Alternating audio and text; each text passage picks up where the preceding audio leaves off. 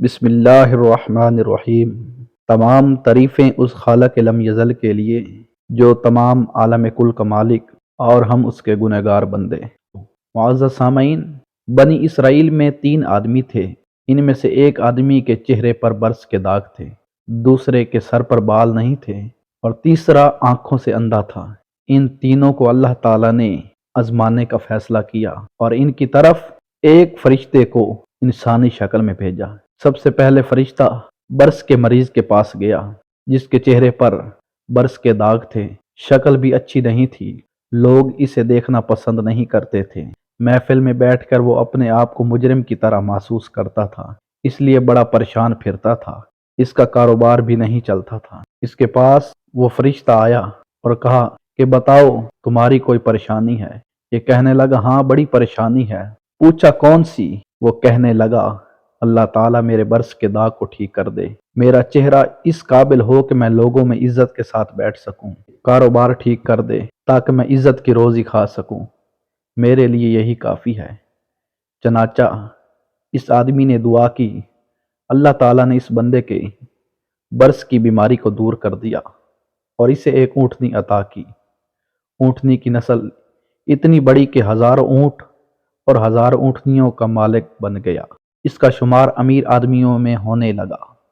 پھر وہ فرشتہ دوسرے آدمی کے پاس گیا، جس کے سر پر بال نہیں تھے، لوگ اس کا مذاق اڑاتے تھے اور اسے گنجا کہتے تھے، کاروبار بھی اچھا نہیں تھا، لہٰذا پریشان رہتا تھا۔ پھر فرشتہ اس کے پاس گیا اور پوچھا سناؤ بھائی تمہارا کیا حال ہے؟ وہ کہنے لگا بس ایک تو سر پر بال نہ ہونے کی وجہ سے پریشان ہوں، دوسرا کاروبار نہ ہونے کی وجہ سے بہت پریشان ہوں۔ اس آدمی نے کہا اچھا اللہ تعالیٰ تمہارے سر پر خوبصورت بال اگا دے کہ تم دیکھنے میں خوبصورت نظر آؤ، اور اللہ تعالیٰ تمہیں اچھا کاروبار عطا کرے۔ چنانچہ اس کے سر پر بال آ گئے اور اللہ تعالیٰ نے اس کو ایک گائے عطا کی۔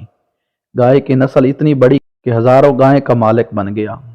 وہ وقت کے بڑے امیر آدمیوں میں اس کا شمار ہونے لگا۔ پھر وہ فرشتہ تیسرے آدمی کے پاس گیا اور پوچھا کہ سناؤ تمہارا کیا حال ہے؟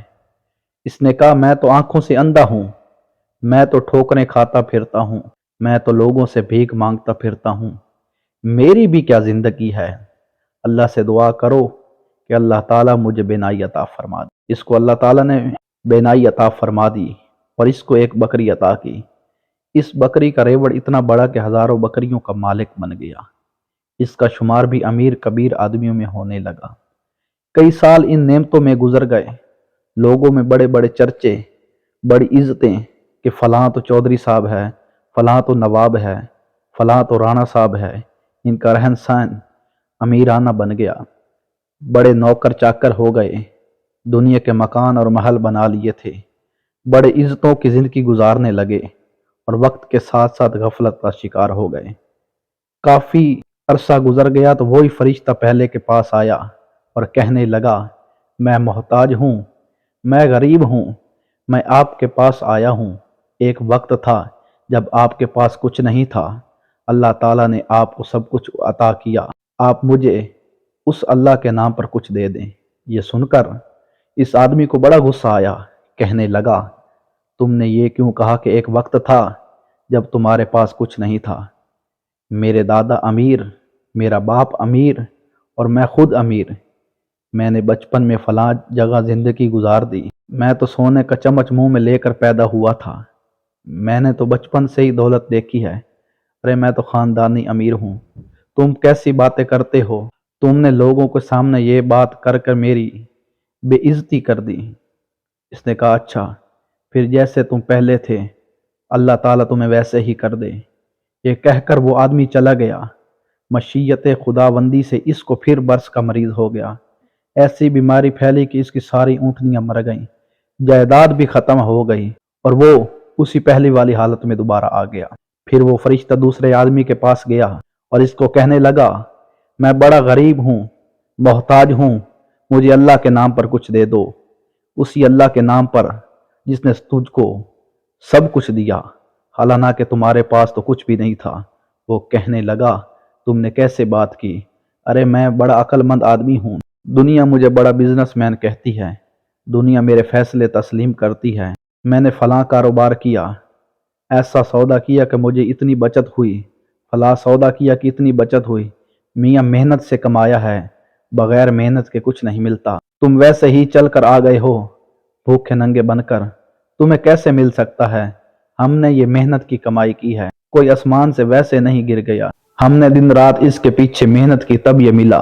جب اس نے اس قسم کی باتیں کی تو وہ فرشتہ کہنے لگا، اچھا جیسے تم پہلے تھے پھر اللہ تمہیں ویسے ہی کر دے۔ جب اس نے بد دعا کر دی تو اس کی گائیں سب مر گئیں، جائیداد نقصان کا شکار ہو کر ہاتھوں سے نکل گئی، اس کے سر کے بال بھی گر گئے، جس حالت میں وہ پہلے تھا دوبارہ اسی حالت میں آ گیا۔ پھر وہ فرشتہ تیسرے آدمی کے پاس گیا اور جا کر کہا، میاں میں محتاج ہوں، غریب ہوں، مجھے کچھ دے دو، اسی اللہ کے نام پر جس نے آپ کو سب کچھ دیا، حالانکہ آپ کے پاس تو کچھ بھی نہیں تھا۔ جیسے ہی اس نے یہ بات کہی، اس آدمی پر عجیب سی کیفیت طاری ہو گئی، آنکھوں سے آنسو آنے لگے اور کہنے لگا، بھائی تم بالکل ٹھیک کہتے ہو، میں تو اندھا تھا، میں تو لوگوں کے سامنے ہاتھ پھیلایا کرتا تھا، میں تو در بدر کی ٹھوکریں کھاتا پھرتا تھا، میری دنیا ویران تھی، میں بھیک مانگتا تھا، لوگوں کے سامنے کشکول پکڑ کر جایا کرتا تھا۔ ایک دفعہ کوئی خدا کا بندہ آیا، اس نے دعا کی، میرے رب نے مجھ کو بینائی عطا کر دی اور ایک بکری ایسی دی جو اتنی برکت والی تھی، آج دیکھو دونوں پہاڑوں کے درمیان جتنا ریوڑ نظر آتا ہے، یہ سب میرے مولا کا کرم ہے، یہ سب میرے مولا کی دین ہے، میرے پاس اپنا کچھ نہیں تھا، یہ کسی کی دعا کا اثر ہے۔ میرے دوست، تم اس اللہ کے نام پر مانگنے کے لیے آئے ہو، میرا ریوڑ تمہارے سامنے ہے، تم جتنا چاہو لے سکتے ہو، میں اپنی اوقات کیوں بھولوں، میں تو وہی اندھا ہوں، میرے مولا نے مجھ پر کرم کیا۔ اس اجنبی شخص نے کہا، تمہیں مبارک ہو، میں تو اللہ کا فرشتہ ہوں، اللہ تعالیٰ نے مجھے 3 بندوں کے پاس امتحان کے لیے بھیجا تھا، بندے اپنی اوقات بھول گئے اور ان سے پروردگار نے اپنی نعمتوں کو واپس لے لیا، تم نے اپنی اوقات کو یاد رکھا، یا اللہ تعالیٰ تیری عزت اور تیرے مال میں اضافہ فرما دے۔ چنانچہ یہ آدمی بنی اسرائیل کے بڑے باعزت مال والوں میں سے بن گیا۔ معزز سامعین، اگر آپ کو یہ ویڈیو اچھی لگی ہو تو اس ویڈیو کو لائک